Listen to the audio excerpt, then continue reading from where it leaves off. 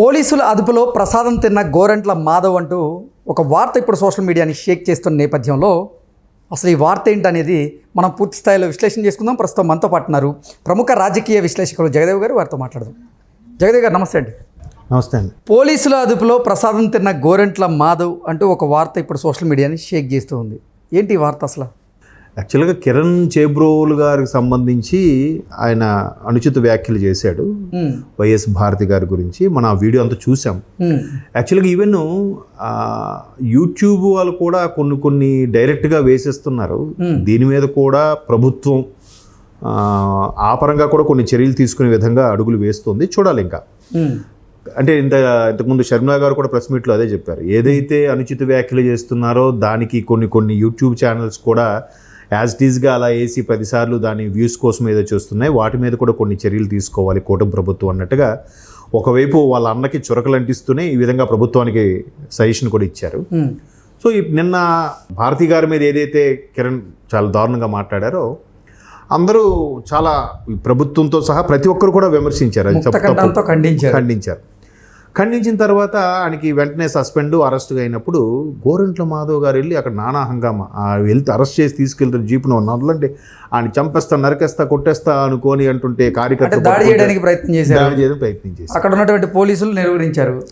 అప్పటికి చెప్పారు, సార్ మీరు మాజీ ఎంపీ అక్కడ ఆగండి సార్, మీకు ఎంత ఆవేశం ఏంటి, అక్కడ మీడియా ఉన్నారు చూస్తున్నారన్నా కూడా అంటే మీరు జగన్మోహన్ రెడ్డి గారి కళ్ళలో పడాలి కదా ఇంత వీరంగం చేస్తున్నాననే ఉద్దేశంతో. అంటే ఆ దాడిని నిలువరించేటువంటి క్రమంలో ఒక పోలీస్ అధికారి గోరంట్ల మాధవ్ చెంపపగలగొట్టినట్లుగా కొన్ని వార్తలు వస్తున్నాయి.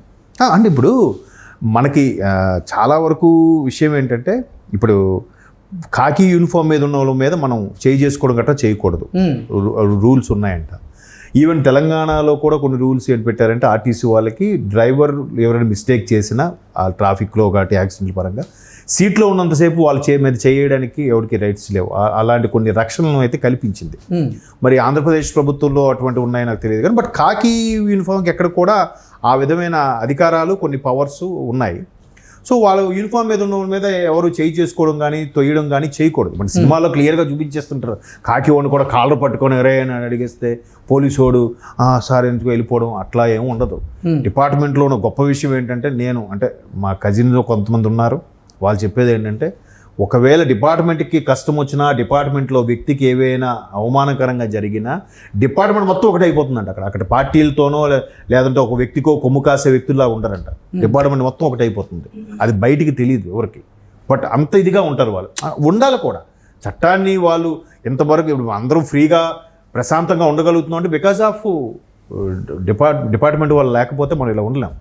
సో వాళ్ళు ఎంతకని నిలువరిస్తారు. సార్ ఆగండి, మీరు ఒక మాజీ ఎంపీ దాని ఉన్నా కూడా నేను ఒకప్పుడు డిపార్ట్మెంట్ వాడినా నువ్వు నాకు చెప్పేదేంటి, నాకు తెలీదా, నేను ఒక లైనా కూడా ఎలా తప్పించుకోగలను అని చెప్పి ఆంధ్రప్రదేశ్ అని అంటే ఎట్లా అవుతుంది. తోసేటప్పుడు వాళ్ళు వినకపోతే రివర్స్లో నేను ఒక మా రాజకీయ నాయకుడు అనే ఉద్దేశంలో తోసుంటారు. తోస్తే ఖచ్చితంగా జరుగుతాయి అలాంటివి. కంట్రోల్ చేస్తారు. ఇంకా వినకపోతే శుతిమెత్తగా వాళ్ళ భాషలో చెప్తారు.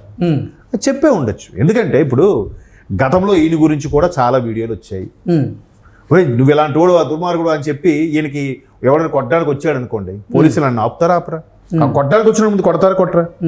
నెక్స్ట్ మొన్న దువ్వాడ శ్రీనివాస్ గారి విషయంలోనే ఆయన ఫ్యామిలీతో పాటు ఆమె దివ్యుల మాధురి గారి ఇష్యూ అవ్వడం, వాళ్ళ భార్య తాలూకు తల్లి కూతురు అందరూ ఇష్యూ చేస్తే ఆవిడ మీదకి అటాక్ వెళ్తే అక్కడ కాపాడింది ఎవరు? మళ్ళీ పోలీసులే కదా.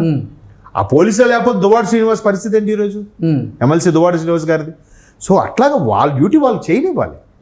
అందరూ ఎవరి మట్టుగాడు తప్పు చేశాడు కదా అని మరి చెలరైపోతా అంటే మరి గతంలో 2019 నుంచి 2024 మధ్యలో ఎంతమంది మాట్లాడారు? వాళ్ళందరి మీదకి వెళ్ళాడా? అటాక్ చేశాడా? వర్ర రవీంద్ర రెడ్డి మీదకి, బోరుగడ్డ అనిల్ మీదకి, వీళ్ళందరి మీదకి వెళ్ళాడా? అటాక్ చేశాడా? ఎందుకు చేయలేదు మరి? అప్పుడు లేదు ఈ ఆవేశం. అప్పుడు ఇంకా పదవిలో ఉన్నారు కదా, అప్పుడు పదవి పైగా ఎంపీగా ఉన్నాడు. అప్పుడు ఇంకా ఆవేశం ప్రదర్శించుంటే నిజంగా అందరూ అప్రిషియేట్ చేసేవాళ్ళేమో. వీళ్ళందరూ ఓడిపోయినా గెలిచేవాడేమో. అది వదిలేసి ఇప్పుడు అంటే ఇప్పుడు జనరల్గా ఓడిపోయారు, ఒకటి ఫ్రస్ట్రేషన్లో ఉన్నారు. ఇవన్నీ కాదులే కానీ జగన్మోహన్ రెడ్డితో ఆయనకి అంత సత్సంబంధాలు లేవు, వాళ్ళిద్దరికి మధ్య కొన్ని గ్యాప్ చెప్పబోతున్నా. అది కూడా వస్తున్నా.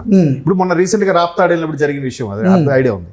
అంటే ఇట్లా ఇంత ఆవేశం ఇంత ప్రదర్శించిన వాళ్ళు ఇప్పుడు పదవులు ఉన్నప్పుడు ప్రదర్శించలేదు. సరే ఇప్పుడు ఎందుకు మీరు అన్నట్టు జగనన్న కళ్ళలో కనబడాలి.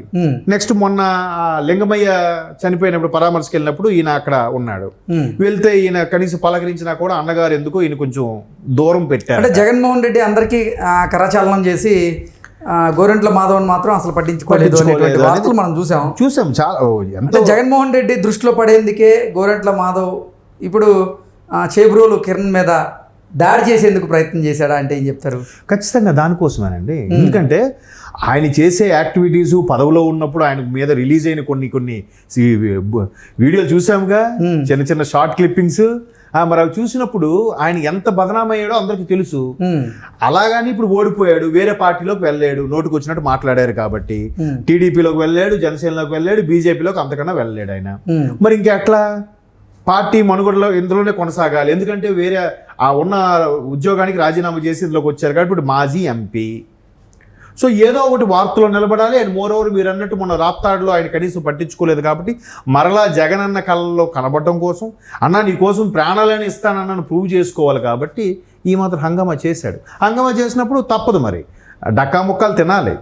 తిన్నాకే అప్పుడు పోతే పోయిందిలేరా, ఇట్లా అయితే అయింది, కానీ అన్న కళ్ళలో పడ్డాను న్యూస్లో ఫ్రీ. ఇప్పుడు మనం మాట్లాడుకుంటాంగా, ఇలా మాట్లాడుకుంటాం ఫ్రీ పబ్లిసిటీ అయినట్టే కదా, పైసా ఖర్చు లేదు.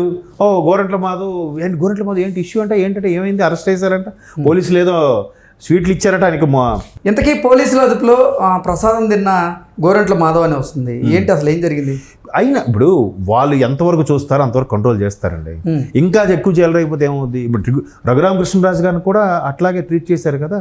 ఆయన ఏం చేశాడని ప్రసాదం తినడం అంటే అర్థం కాలేదు నాకు. ప్రసాదం తినడం అంటే ఇంకేం లేదండి, పోలీసులు తమదైన స్టైల్లో చేతికో కర్రకో పని చెప్పారని అర్థం. దాంతో తిన్న ప్రసాదం అంటే అదే ప్రసాదం తినడం అంటే. వడ్డించారా, 4 వడ్డించారా అంటారు కదా, ఇక్కడ ప్రసాదం వడ్డించారంటే అది దాని అర్థం.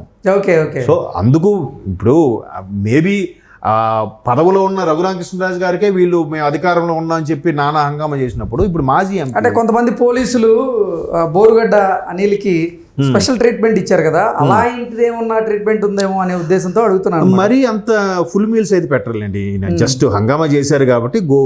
బోరుగడ్డ అనిల్కి మాత్రం ఫుల్ మీల్స్ పెట్టుండొచ్చు బహుశా. కొంతమంది పోలీసులతో బయటికి వెళ్ళి బిర్యానీలు తిన్నది, ఆ బిర్యానీ కాదు వేరే బిర్యానీలు కూడా తినుండొచ్చు, మనకు బయటికి చెప్పరు. కాకపోతే మరీ ప్రసాదం తిన్నారంటే అంత కావాలని చేసుకునేంత పరిస్థితి అయితే ఉండదు. కొంత మరీ వీళ్ళు మితిమీరినప్పుడు కంట్రోల్ చేయడం కోసం వాళ్ళు ఆపడము నెట్టడము గట్రా చేస్తారు. ఎందుకంటే వాళ్ళు కూడా ఏం చేస్తారండి, ప్రెజర్ ఉంటే పోలీసులు కూడా ఆ చేసిన పనికి వాళ్ళు ఏదో అడ్డితే వీళ్ళు గవర్నమెంట్ వైపు ఫేవర్గా మాట్లాడుతున్నారు, గవర్నమెంట్ వైపు ఉన్నారని అంటారు. వాళ్ళు ఎటుకని తిరుగుతారు, వాళ్ళు ఎంతకని నలిగిపోతారు చెప్పండి. వాడిని ఏదో అరెస్ట్ చేశారు, అప్పటికే ఆయన అడుగుతున్నాడు చేపల కన్నా ఎందుకని అంటే పట్టుకుంటూ చెప్తున్నా, బాబు నీ మీద ఆల్రెడీ అరెస్ట్ వారెంట్ ఇష్యూ అయింది, మరి ఏదో జీప్ ఎక్కుపోమని.